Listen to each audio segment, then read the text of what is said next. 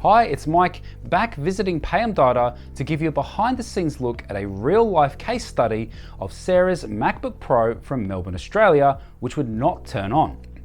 This was very distressing to her as she had photos of her baby daughter stored on there which she had not backed up.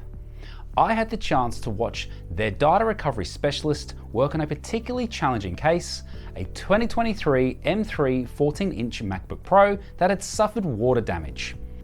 This wasn't just any water damage case. It had already been to another repair shop that couldn't fix it.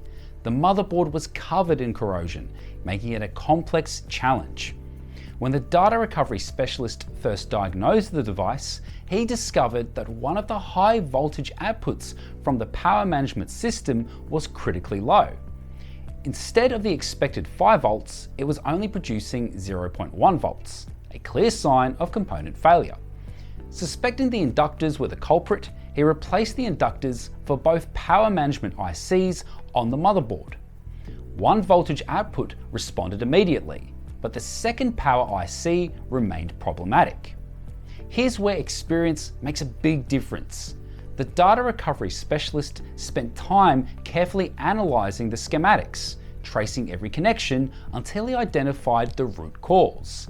The main power management IC itself was damaged.